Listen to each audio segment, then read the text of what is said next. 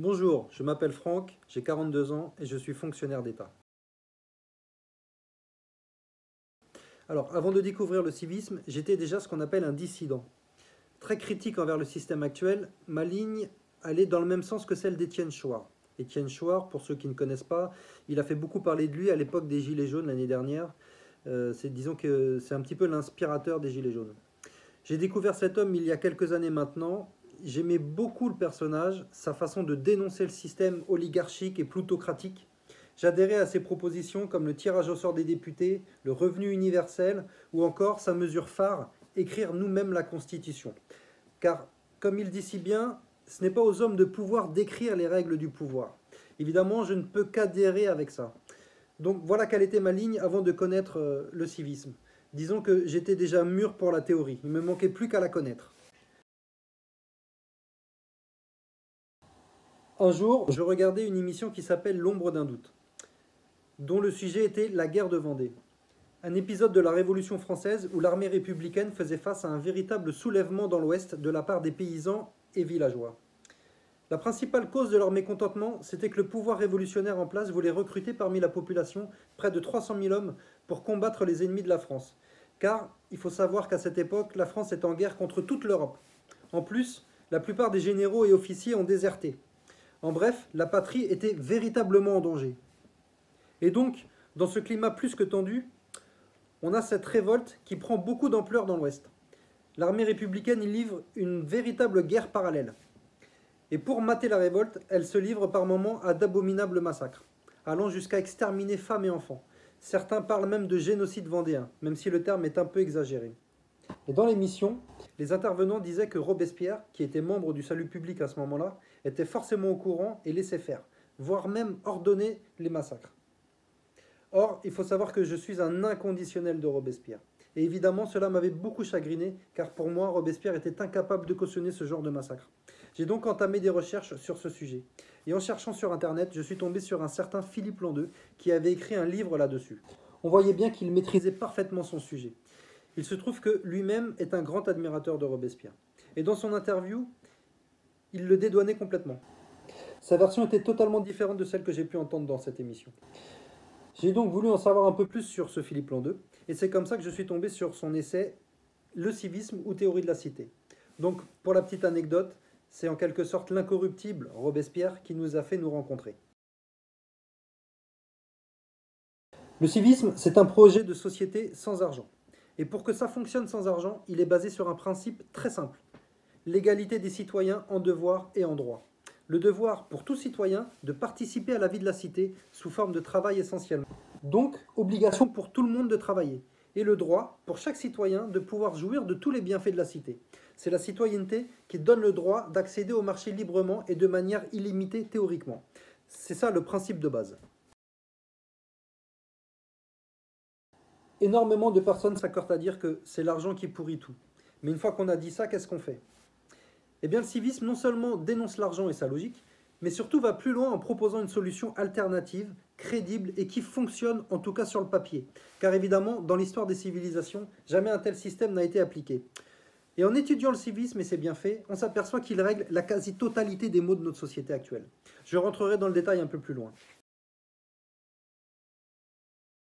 Pour moi, le civisme, c'est vraiment la formule magique. Comme je disais, il règle la quasi-totalité des maux de notre société actuelle. Je vais ici énumérer les quelques changements majeurs que cela impliquerait. Premièrement, le plein emploi. Et ça, c'est très simple à démontrer. Dans la théorie du civisme, les citoyens ont un pouvoir d'achat illimité puisqu'ils ont un accès au marché librement. Le pouvoir d'achat, c'est la demande. Et pour répondre à une demande, il faut une offre.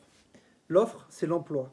Or, le pouvoir d'achat étant illimité, il sera toujours supérieur à l'offre, ce qui garantit de manière mathématique le plein emploi. Et ce, sans les contraintes que cela provoquerait dans notre système monétaire actuel.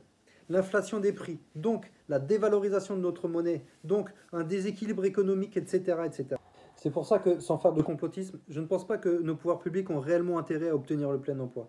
Ça leur causerait beaucoup trop de désagréments à eux et aux personnes qu'ils servent vraiment. Deuxièmement, c'est un système qui tire tout et tout le monde vers le haut.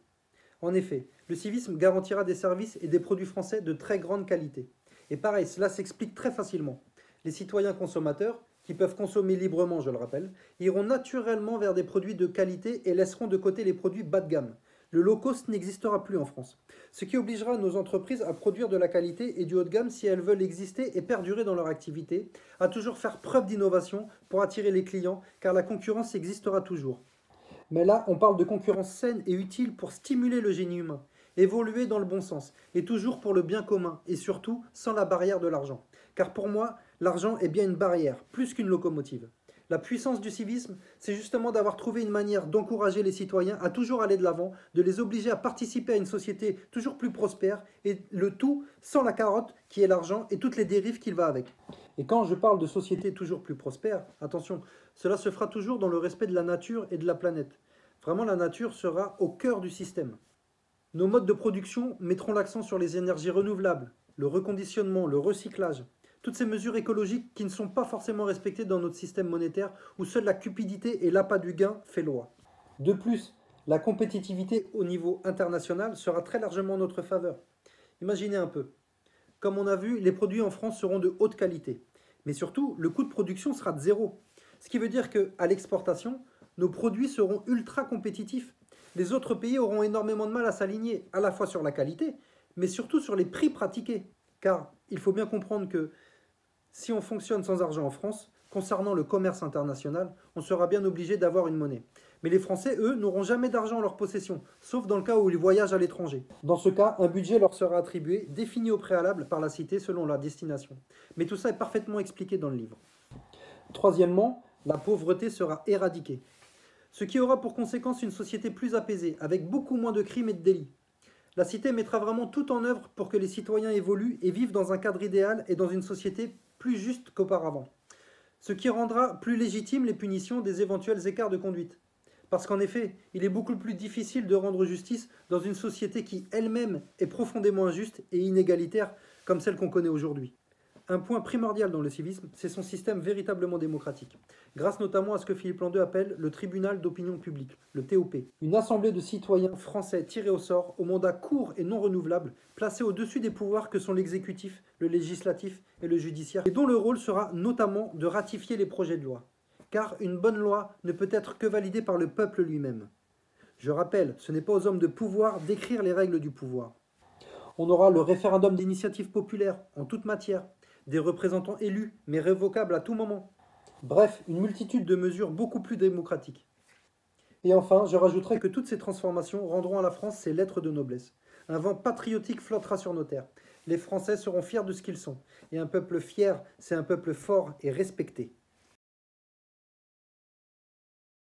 Alors déjà, toute théorie qui ne remet pas en cause l'argent passe à côté de la cible. La cause des causes, c'est bien l'argent.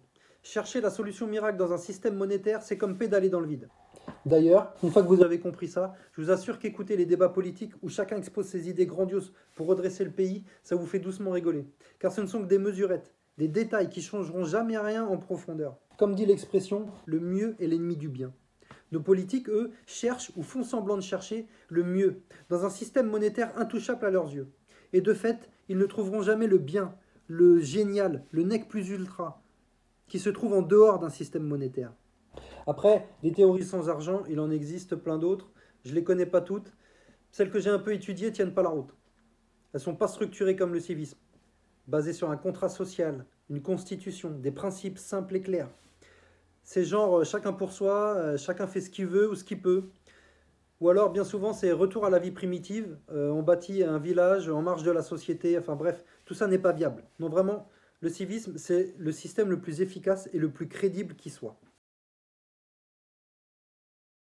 L'argument principal des sceptiques est de dire qu'une société sans argent, c'est utopique. Alors déjà, pour commencer, je dirais que toutes les grandes avancées ont vu le jour à partir d'idées considérées comme utopiques à la base. Traverser les océans en bateau, construire des avions pour voler dans le ciel, et maintenant des fusées pour aller dans l'espace, le téléphone, Internet, etc. Et puis, quand on y regarde de plus près, le civisme finalement n'a rien d'utopique. Au contraire, en réalité, la société actuelle tend vers le civisme à certains égards. Pour prendre quelques exemples, vous aurez remarqué qu'on ne paye plus nos coups de téléphone à l'unité maintenant. Il existe des forfaits illimités. Pareil pour les films. Plus besoin d'acheter ou louer un film. Maintenant, vous avez des plateformes comme Netflix où vous trouvez tous vos films ou séries préférées à volonté. De même pour les musiques. Plus besoin d'acheter un CD, vous avez accès à des plateformes comme Deezer où la musique est accessible à volonté, etc., etc. La théorie du civisme, finalement, n'est qu'un aboutissement de ce que l'on peut observer dans notre société actuelle, à savoir un accès illimité au marché dans sa globalité. De plus, il s'appuie sur des équipements et technologies déjà existantes. À la place de la carte bleue, on aura la carte civique, qui sera là pour justifier de notre citoyenneté. Mais la technologie est la même. Ce n'est que les principes qui changent. C'est pour ça que ça n'a rien d'utopique. Ce n'est qu'une question de volonté. Une volonté politique en réalité. Parmi les sceptiques, je parlerai de ceux qui ont peur, et c'est légitime à première vue, d'une surconsommation. Que donner un accès libre au marché engendrera une frénésie de la consommation. Cela, je voudrais les rassurer. On aura des outils pour lutter contre ça. Le premier, l'éducation. On apprendra à nos enfants, dès leur plus jeune âge, à ne pas gaspiller, à consommer de manière raisonnable et responsable. Et vous verrez que, rien qu'avec l'éducation, on arrivera à réguler la consommation des citoyens très rapidement. Ensuite, si certains produits pourront être consommés à volonté, il est évident que d'autres feront l'objet de rationnement. Je donne un exemple. Celui qui raffole de riz et veut manger 10 bols de riz par jour, il n'y aura aucun problème dans la mesure où la cité peut fournir du riz en abondance et suffisamment pour tout le monde avec de la marge. Mais on n'imagine pas pouvoir changer de voiture tous les mois. Ça serait complètement délirant. C'est pourquoi les produits seront classés par catégorie. Et pour une voiture, par exemple, on peut estimer qu'en changer tous les 4 ans est tout à fait raisonnable, tout en sachant que pendant 4 ans, vous roulerez dans une voiture que vous avez vous-même choisie et parfaitement entretenue, car vous aurez un accès libre chez le garagiste. C'est du gagnant-gagnant. Le garagiste, lui, il est content d'avoir des clients pour justifier de son utilité dans la cité, et vous, évidemment, vous pouvez entretenir votre voiture sans problème, sans la barrière de l'argent. On peut aussi ne pas être convaincu de la nécessité d'anéantir l'argent et de continuer de penser que l'argent n'est qu'un moyen et qu'il suffit de l'utiliser à bon escient pour que cela fonctionne. Moi aussi, pendant très longtemps, j'en étais arrivé à cette conclusion, jusqu'au jour où j'ai lu le livre de Philippe Landeux, Réquisitoire contre l'argent. Magnifique ouvrage, dans lequel il est parfaitement démontré que l'argent est bien plus qu'un moyen. Il façonne complètement notre société. Et il influe de manière néfaste sur notre comportement de tous les jours, sur notre manière de penser, de voir les choses.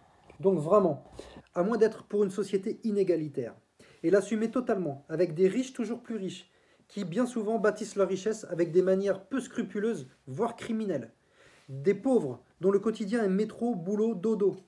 Et des très pauvres, qui sont de plus en plus nombreux, dont le seul souci au quotidien est tout simplement de survivre. À moins de cautionner la corruption de nos élites, qui sont confrontées à des véritables conflits d'intérêts entre servir le bien commun et conserver leurs propres privilèges. À moins de cautionner ce que l'argent nous pousse à commettre comme crimes et délits pour en obtenir toujours plus, car tous les moyens sont bons pour faire de l'argent. À moins de cautionner toute cette folie, vous ne pourrez qu'être séduit par la théorie du civisme. Il m'est impossible ici de détailler comment fonctionne la théorie du civisme. Mais vraiment, j'invite toutes les personnes intéressées ou juste curieuses de lire Réquisitoire contre l'argent et Le civisme ou théorie de la cité de Philippe Landeux.